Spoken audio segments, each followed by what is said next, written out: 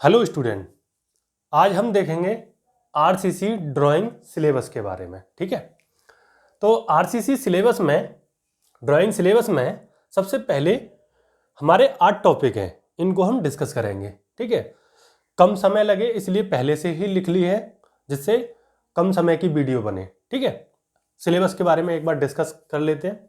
सबसे पहले आता है लैप जॉइंट। ठीक है, हमें कितना लैप रखना है, सरिया, जब हमारा जो सरिया होता है इंडस्ट्रियल का, वो करीब 12 से 13 मीटर का होता है। अब हमें उससे ऊपर हाइट लेके जाना है तो हम क्या करते हैं, तो हम लैप देते हैं। ठीक है, तो जब लैप देते हैं, ठीक है, तो कितना हमें लैप लेंथ रखना चाहिए, तो उसके बारे में उसका पूरा फिगर बनाएंगे। डेवलपमेंट लेंथ, ठीक है, रिंग्स मतलब जो छल्ले होते हैं और हुक्स, इन सब का फिगर बनाएंगे। तो पहला जो आता है ड्राइंग वो बनेगा lap joint, development length, rings और हुक्स का। ठीक है, फिर आता है आरसीसी स्लैब। आरसीसी स्लैब में हम देखेंगे 1 वे स्लैब का फिगर, 2 वे स्लैब का फिगर और कैंटिलीवर स्लैब। 3 टाइप की स्लैब आएगी और इनमें से एक कंपलसरी है, इनमें से कंपलसरी आएगी। ठीक है, कंपलसरी, या तो 1 वे स्लैब आई, या 2 वे स्लैब आई, या कैंटिलीवर स्लैब आई। इनमें से कम एक स्लैब आपके पेपर में ज्यादातर देखने को मिलती है। ठीक है, थर्ड आता है singly reinforced beam. Singly reinforced beam या डबली रेनफोर्स्ड बीम। ठीक है, अब सिंगली रेनफोर्स्ड बीम क्या होती है और डबली रेनफोर्स्ड बीम क्या होती है, इनके बारे में देखेंगे। ठीक है, और टी बीम और कैंटिलीवर या टेपर्ड बीम। टी बीम, ठीक है, या कैंटिलीवर बीम या टेपर्ड बीम, इनमें से हमारा सबसे पहले एक क्वेश्चन यहां से बन जाता है कि ज्यादातर एक क्वेश्चन यहां से आ जाता है तो दूसरा क्वेश्चन यहां से आ जाता है। अगर आपके पेपर में अगर 5 क्वेश्चन आते हैं तो उनमें से आपको 3 करने हैं। ठीक है, 3 क्वेश्चन करने होंगे। तो हो सकता है मे बी एक तो क्वेश्चन इनमें से आए, इन तीनों में से एक, या फिर दूसरा क्वेश्चन इनमें से दूसरा क्वेश्चन बन सकता है। ठीक है, फिर आते हैं कॉलम्स के बारे में बात करते हैं। कॉलम्स हमारे, हम स्क्वायर देखेंगे इस तरीके से।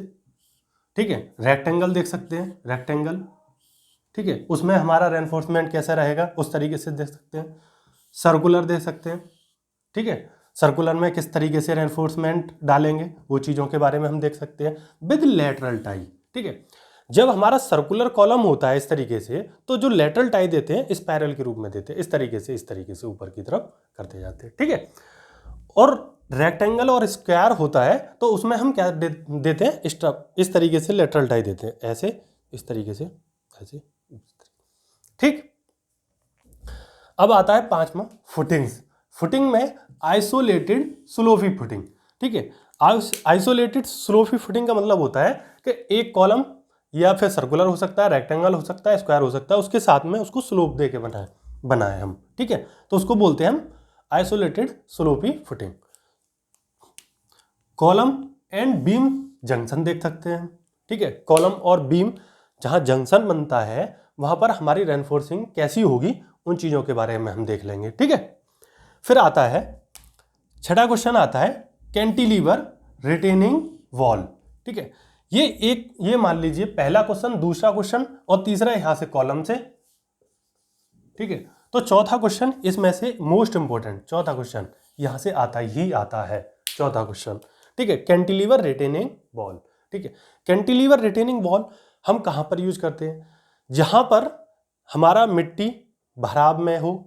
ठीक है, तो उसको सपोर्ट करने के लिए, एक साइड से सपोर्ट करने के लिए, जैसे मानो ये उधर की तरफ हमारा ये जो दीवार है, इसके दूसरी तरफ क्या है, मिट्टी भरी हुई है, उसको रोकने के लिए इस तरीके से हम क्या बनाते हैं, कैंटिलीवर वॉल बनाते हैं जो उसको रोके रखता है। ठीक है, तो उसमें रेनफोर्सिंग कैसे डालेंगे, स्टील कैसे होगी, तो उसके बारे में हम उसका फिगर बनाएंगे। तो कैंटिलीवर रिटेनिंग वॉल। ठीक है, तो यहां से अगर देखा जाए ये क्वेश्चन 1, 2, 3 और चौथा क्वेश्चन ये इंपॉर्टेंट रहता है यहां से। ठीक है, इंपॉर्टेंट। ठीक, फिर आता है इंज टैंक। ये मान के चलिए 5वां क्वेश्चन यहां से, इंज टैंक वाटर टैंक। ठीक है, इसमें से एक फिगर यहाँ से आ जाता है, आपके लिए बहुत ही इंपॉर्टेंट है ये भी, ठीक है। तो इस तरीके से आपके अगर 5 क्वेश्चन है तो 5 क्वेश्चन इस तरीके से इनमें से मिल सकते हैं आपको, और 5 में से आपको 3 करने हैं, ठीक है। तो पेपर में आप आसानी से 3 क्वेश्चन कोई बना सकते हैं, तो आपका जो आरसीसी ड्राइंग है वो इजी हो जाएगा, आसान हो जाएगा, जिससे आप पेपर में पूरे में से पूरे मार्क्स लेके आ सकते हैं। अब बचता है पोर्टल फ्रेम, ठीक है। पोर्टल फ्रेम में हम टू वे पोर्टल फ्रेम या 3 वे पोर्टल फ्रेम इस तरीके से हम बनाएंगे, ठीक है, ठीक है, पोर्टल फ्रेम, ठीक है। तो इसके बारे में भी हम देखेंगे, ठीक है। तो हमारे पास में अगर देखा जाए एक क्वेश्चन और रख दूं तो मैं यहां से रख सकता हूं छठा क्वेश्चन, किसमें से, इसमें से। अब आप ये मत कहना कि सर आपने तो सारा कुछ कंप्लीट कर दिया कि इसमें से पूछा जाएगा, इसमें से पूछा जाएगा, लेकिन मैं आपको बता देता हूं। सबसे पहले एक क्वेश्चन यहां से, दूसरा क्वेश्चन इनमें से, तीसरा इसमें से और चौथा इसमें से, ठीक है।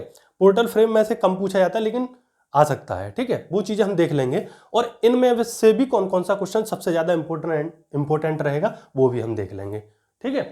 तो ये हमारा आज क्या है, हम आरसीसी ड्राइंग सिलेबस के बारे में पूरा डिस्कशन किया है अच्छे से, कौन सा क्वेश्चन आ सकता है आप इसको नोट कर लें। नोट करने के बाद में आपको ये पता लग जाएगा कि हम आरसीसी ड्राइंग में क्या क्या पढ़ने वाले हैं, ठीक है। हम एक एक क्वेश्चन को यहीं पर समझाते रहेंगे, बनाते रहेंगे, जिससे आप अच्छे से समझते रहना, ठीक है। और कोशिश करेंगे आप अच्छे से समझें इन चीज़ों को, हमसे अच्छे से जुड़ें, ठीक है। आप भी मेहनत करें और हम भी मेहनत करें, और डेली बाय डेली अपने नोट्स या जो जो जो बताता जाए हम उनको नोट करते जाएं, ठीक है। और अगर कोई प्रॉब्लम आए तो कमेंट्स में लिखते रहें, ठीक है। Okay, thank you.